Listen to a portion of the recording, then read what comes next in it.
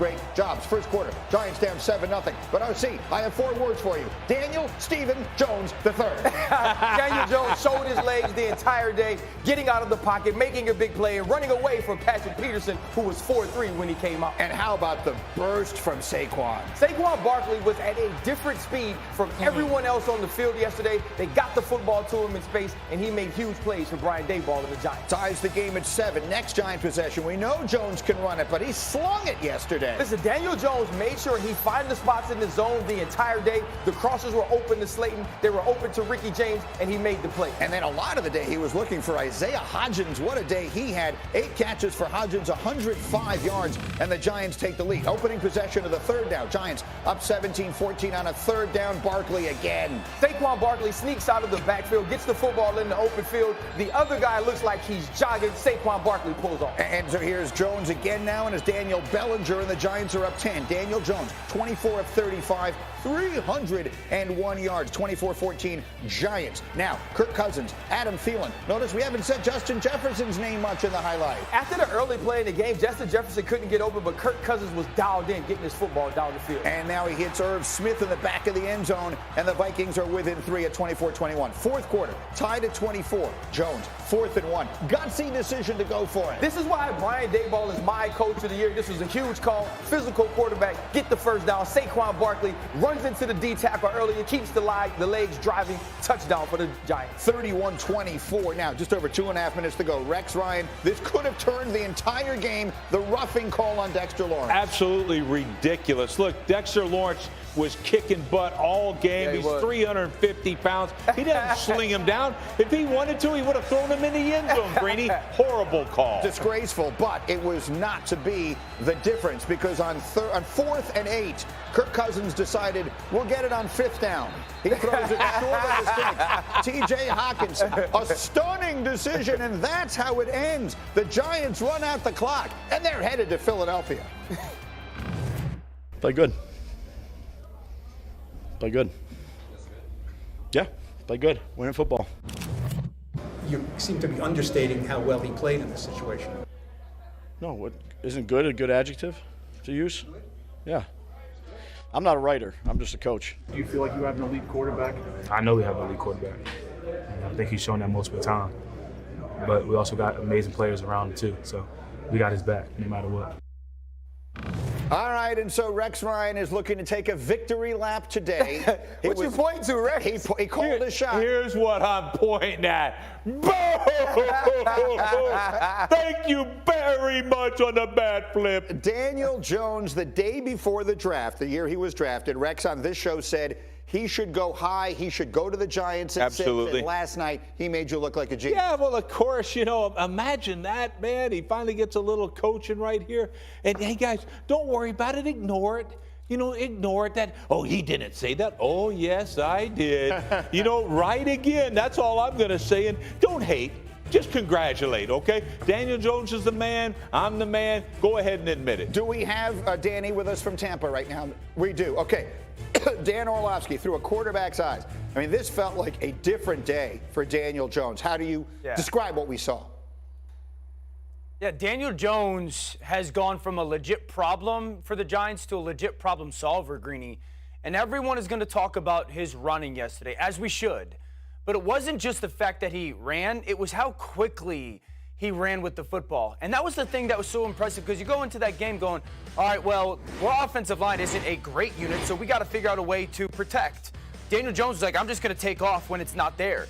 And you see on 2nd down, like 2nd and 7, automatic first down. Now look how quickly this is happening. The clock is a big part of this. Why is it happening? Daniel Jones realizing 2.4 seconds, 1st and 10, coverage is vacated. I'm going to take off again. Multiple times yesterday where you're sitting there going, Daniel Jones has a complete understanding of this is a good pass rush unit. It's the only thing defensively that they do well. 1st and 2nd down, if I see the middle of the field or one side be vacated, I'm not going to hang on to the football. And I think that's the really growth for Daniel Jones this year under Brian Daboll is, I've talked about this with him. He used to panic with the football so often, and he would hold it, and that would make him kind of give the ball to the defense. The growth throughout this year, and then watching it yesterday, it's almost Joe Burrow-like. Really understanding, hey, I'm playing against this opponent, and the only thing they could do is rush the passer, don't hold the football, and we'll be fine. And that was such an impressive maturation process for Daniel Jones. He used to be a problem for the Giants. Now the journey of quarterbacking, can you be a problem solver? He's done.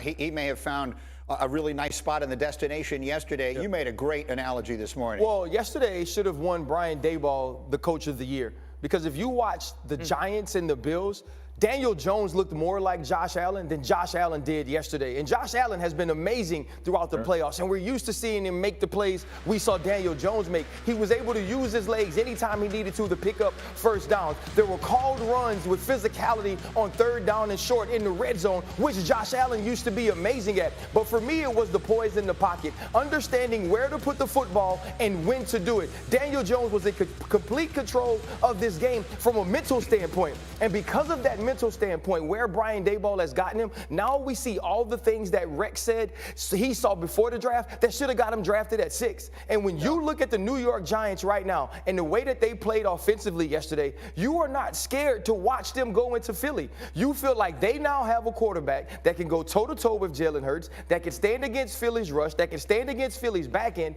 and if you put pressure on him, has the poise and the legs to get outside of the pocket. I believe what Daniel Jones showed us yesterday was this.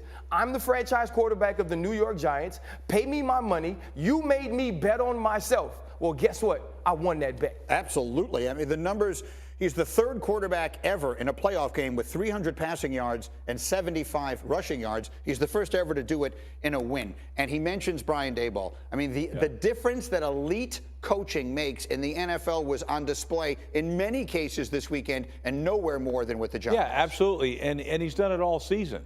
I go out like, name me one game this year, or name me any games that Brian Daboll and his staff has been out coached. I can give you one example.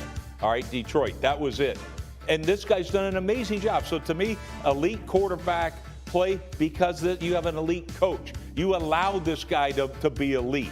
And it's so funny because everybody's take is Daniel Jones was hot garbage. He wasn't hot garbage. His coaching was hot garbage until this year. Now he's got a coach that actually believes him, has a plan, understands. Hey, all Daniel Jones, when he came out of the draft, he had the size. He was smart, athletic, tough. He had all those type of things. And by the way, elite arm talent.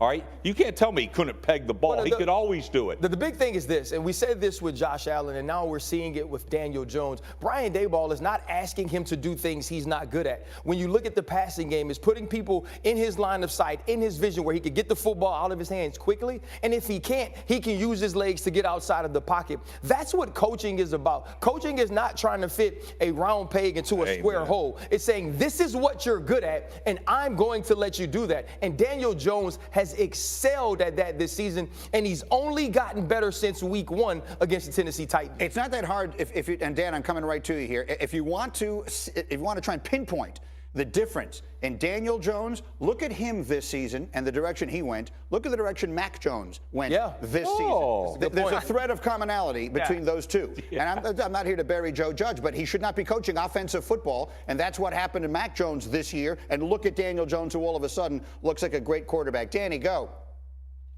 Yeah, I think the more impressive thing for Daniel Jones, too, Greeny, is when he was taken at 6, I think a lot of us were like, he's good. You know, we saw good. And I even, up until this past weekend, was like, how good is his good? Is it good enough? And I think that's really what stood out yesterday as you watched. Again, he was a difference maker. It wasn't just he was a game manager. And that's really a big jump. And I think you can't have the conversation about Daniel Jones unless you're willing to also have the conversation about Saquon Barkley as well. I mean, when I watch that football game and I see the use of Saquon Barkley, my note is, I feel like I'm watching Christian McCaffrey in San Francisco. The different ways that Brian Daboll and Mike Kafka, their play caller, find ways to allow Daniel Jones to play to his strength, but also Saquon Barkley to play to his strength, and not just turning around and handing it off to him different times. And the last thing I'll say is this.